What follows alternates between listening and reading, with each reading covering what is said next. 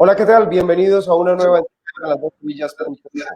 A esta hora saludamos al general del retiro de la Policía Nacional, el general Juan Carlos Buitrago. Él es analista, consultor, columnista y ha estado opinando sobre los diferentes temas que se plantean en la Policía Nacional. General, gracias por estar con nosotros. Y tal vez la primera pregunta, ¿cómo ve todos estos cambios que se están produciendo en la Policía Nacional a la que usted perteneció durante 33 años?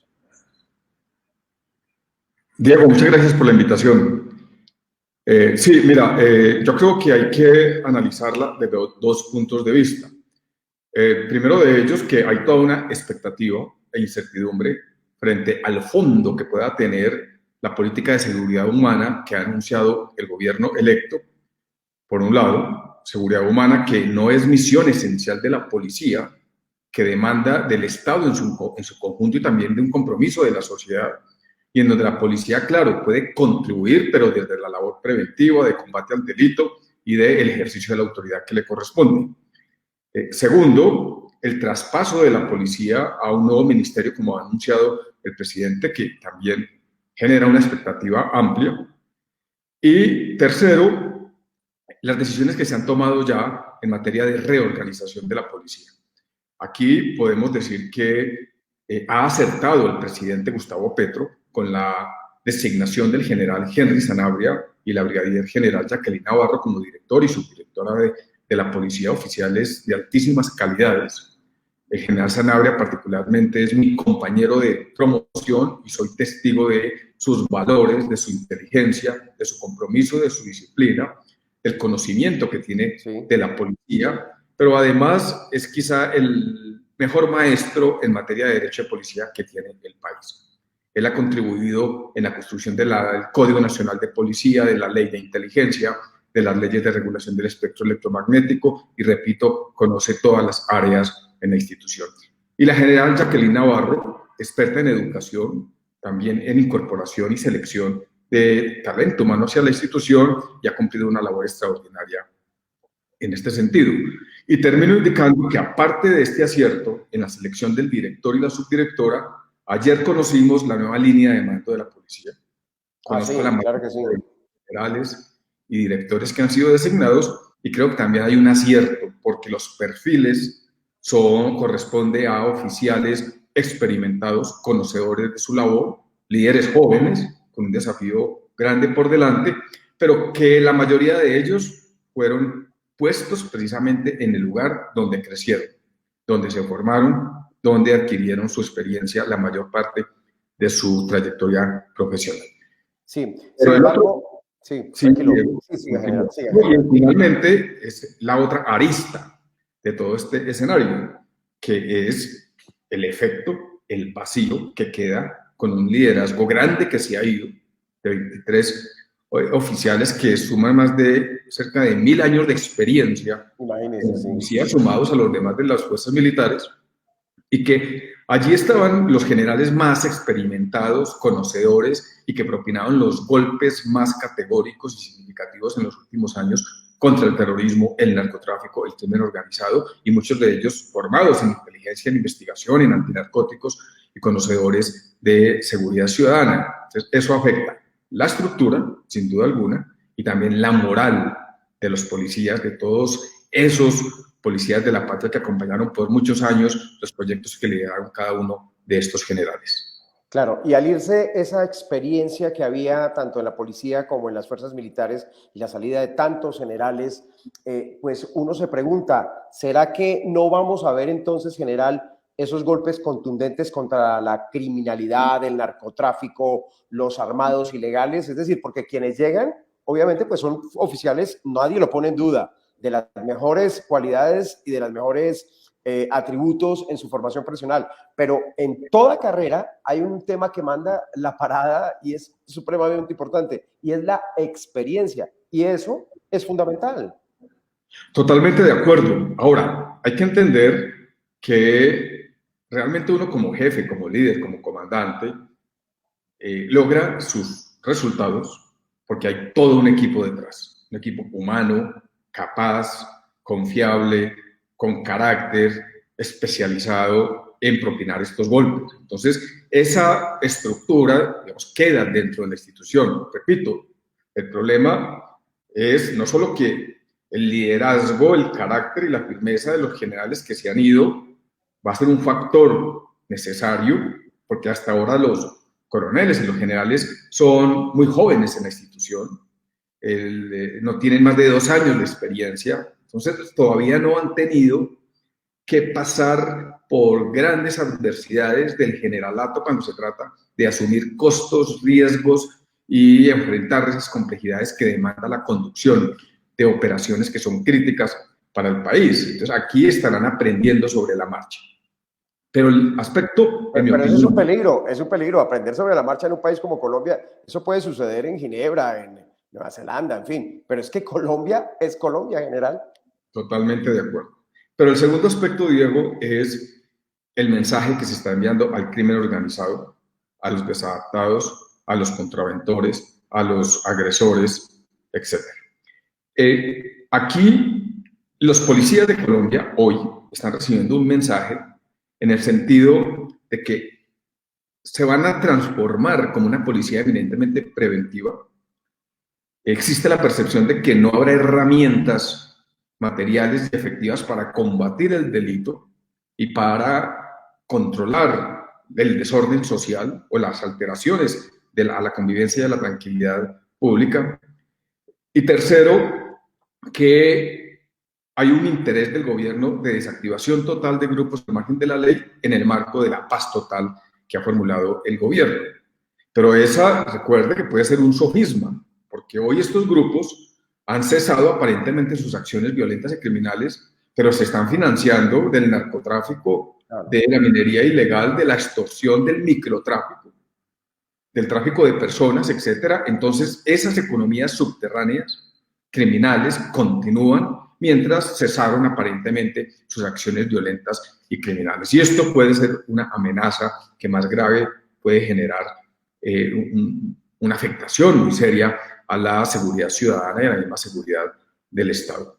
Claro. General, otro de los temas coyunturales que se ha anunciado es la reorganización, la cirugía, la alta cirugía que tendrá el ESMAD, el Escuadrón Antimotines de la Policía, pues, que ha sido controvertido y que fue muy controvertido, obviamente, durante el pasado paro nacional cuando se presentaron todos estos casos y luego en la campaña política con unas promesas del presidente ganador, el presidente Gustavo Petro, sobre la cirugía o los cambios que debería sufrir el ESMAD. ¿Qué va a pasar con el ESMAD? Sí, a ver, el ESMAD, como lo ha concebido el actual gobierno, en el marco, digamos, de su política, es absolutamente válido siempre y cuando el gobierno logre desactivar la protesta violenta, la protesta agresiva a la que nos hemos acostumbrado en los últimos meses, que ha sido una protesta realmente desastrosa, violenta, agresiva. Si el gobierno actual logra, a través del diálogo, a través de la conciliación y la negociación y la aproximación y la inclusión de estos sectores que protagonizaron la protesta violenta y logra desactivar ese fenómeno, pues claro que el modelo de un ESMAD mucho más dialogante, conciliador, pacifista, de gestor de la convivencia, tiene absoluta validez. Y eso es lo que ha hecho el general Sanabria dentro de la propuesta que le ha formulado al actual gobierno, con el cambio de denominación de alguna imagen y vestimenta, el uniforme de los miembros del ESMAD, así como el uso de algunos accesorios y herramientas y armas no letales, a través de lo que ha denominado la unidad de diálogo y acompañamiento a la manifestación pública, que va a tener un componente especial denominado unidad especial de intervención. Es decir, se privilegia el diálogo, se privilegia la garantía y la protección a la protesta social, pero se va a mantener esa reserva, ese componente especializado de intervención de manera diferencial, focalizado, especializado, cuando se presenten hechos de alteración del orden público, acciones delincuenciales o graves agresiones por parte de la protesta. Aquí lo importante y que he visto en la propuesta del general Sanabria es que esta nueva unidad va a contar con una formación especial, con un proceso de selección muy riguroso, con un entrenamiento desde el punto de vista emocional, psicológico, de ponderación en el uso de las fuerzas, pero también va a actuar a la mano de la Dirección de los Derechos Humanos en la Policía Nacional, la Oficina de Derechos Humanos, y va a crearse una inspectoría especial para la manifestación pública que será la encargada de monitorear, evaluar e investigar eventuales extralimitaciones en el uso de la fuerza. Sí, El mensaje que no se puede enviar allí, perdón Diego, el mensaje que no se puede enviar allí es que se ha debilitado y que vamos a tener una policía indefensa que no dispone ni de la autorización, ni de la formación, ni de las herramientas para ejercer el uso racional y legítimo de la fuerza en el propósito de procurar graves alteraciones del orden público. Porque lo hemos visto, repito, pensar en que se va a desactivar la protesta violenta, eso no va a ocurrir, eso no es en automático. Si el actual gobierno lo logra, sería sin duda alguna una maravilla y es lo que queremos todos los ciudadanos. Pero hemos visto situaciones en Venezuela, en Nicaragua, en Chile, en Argentina, en Ecuador, en Perú, etcétera, con gobiernos de izquierda, donde la protesta inclusive ha sido más violenta en las actuales administraciones. claro, y alguien decía esta mañana en un trino que lo primero que hay que desactivar de alguna manera y cambiar, pues entonces es la acción de primera línea, que fue, digamos, uno de los grandes protagonistas de esas confrontaciones muy duras con la Policía Nacional. Sí, sin duda alguna, pero la primera línea está dentro del actual gobierno. Digamos, públicamente apoyó al actual gobierno y de hecho hubo personas de la primera línea, unos están detenidos y otros están inclusive en el Congreso de la República. Algunos que salieron a manifestar y que estuvieron al frente de esas protestas y acompañando a la primera línea, hoy son congresistas de la República. Y vimos muchos mensajes de apoyo y hasta financiamientos, que finalmente no se comprobaron, pero que se manifestaron de otra manera a las acciones de esta primera línea. La primera línea fue protagonista, y esto no hay duda porque la evidencia sí lo demostró, las investigaciones, las decisiones de la Fiscalía y de los jueces. La primera línea fue la protagonista de una protesta agresiva y una protesta violenta. Incurrieron en acciones al margen de la ley, en acciones terroristas inclusive, y por esa razón están siendo procesados actualmente por la justicia colombiana. Sí, cuando usted dice que la primera línea inclusive está representada en el Congreso y que están allí y que hacen parte del gobierno, porque obviamente apoyaron al gobierno del presidente Gustavo Petro, pues uno lo que se imagina entonces es que lo que van a hacer ellos es dar la orden a estas primeras líneas a que no haya confrontación con la policía para, de alguna manera, mostrar que la acción de la policía va a ser otra y no la que se hizo en el pasado. Seguramente eso es lo que va a ocurrir, porque, repito, la gran maravilla sería que el actual gobierno lograra desactivación automática de la protesta violenta, entre ellas de la que protagonizó la primera línea, porque hay muchos intereses de por medio, entre esos el que usted acaba de plantear, Diego. Simple y llanamente, el mensaje claro y categórico a la primera línea, como hoy somos gobierno, ustedes apoyaron la elección del actual gobierno, pues tenemos que apoyarnos entre nosotros y evitar estas acciones de confrontación con las autoridades, digamos, ya en el marco de la política del actual gobierno. Pero recuerde que estamos viendo invasiones, por ejemplo, de los indígenas en tierras y en fincas en el Pacífico Sur.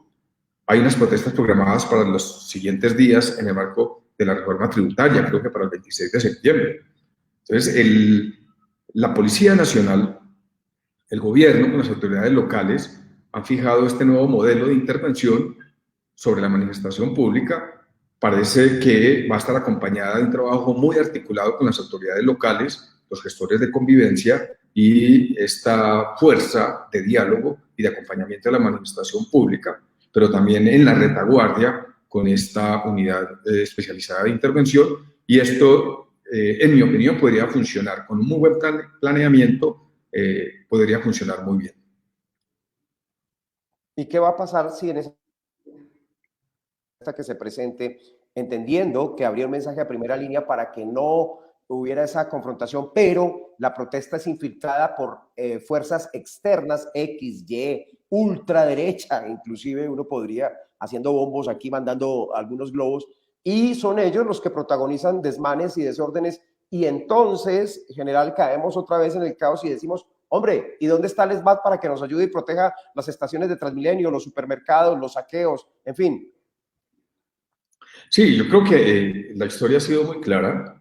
Lo que hemos visto en los últimos años y en el marco de las campañas políticas es que la protesta ha sido ideologizada, sin duda alguna. Es decir, la protesta tiene unas características, tiene unos patrones, unos matices, dependiendo del origen político o ideológico que conlleva, que protagoniza, que origina y que desarrolla esa protesta.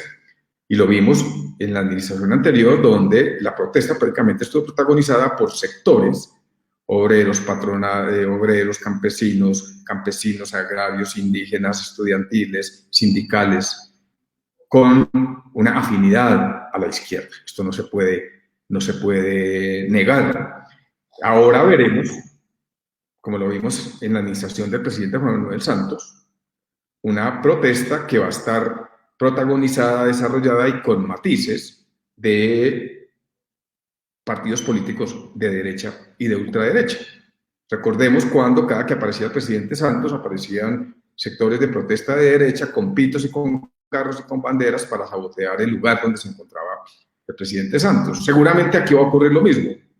Aquí vamos a ver una protesta que puede tener, en mi opinión, dos matices. Una de ellas, ese estilo de sabotaje y de aparición donde se encuentra el presidente, manifestaciones que son usualmente pacíficas y que se presentan como un voto de protesta y de rechazo a un presidente que ellos han considerado ilegítimo y que no reconocen. Y segundo, lo que usted menciona, que es muy delicado y muy sensible, que son esos grupos de resistencia civil, barriales, que aparecen con brotes de violencia y que son también agresivos y que incurren también en acciones al margen de la ley y en acciones terroristas y que pueden perfectamente infiltrar una protesta para exacerbarla y para generar escenarios similares a los que vimos en las protestas pasadas. Y ahí es donde la Policía Nacional, el gobierno, deben planear, advertir, visualizar y con mucha inteligencia, no solamente identificar a estas personas con fines de judicialización, sino también planear muy bien cómo va a ser esa intervención dialogante, que es la primera opción que desea el gobierno con cualquier sector que quiera protestar, pero luego de intervención con el uso de la fuerza cuando se trate de una acción violenta que puede alterar el orden social y que puede afectar otras vidas. Pues ahí está, son las opiniones de un experto, el general Juan Carlos Buitrago, estuvo 33 años en la institución, conoce como nadie al general Sanabria, fue su compañero de curso y conoce todos estos cambios y los ha analizado aquí en esta entrevista. General, la mejor de las suertes y muchas gracias por acompañarnos. No, Diego, muchas gracias por la invitación. Fue un honor estar aquí en las dos orillas, mi casa.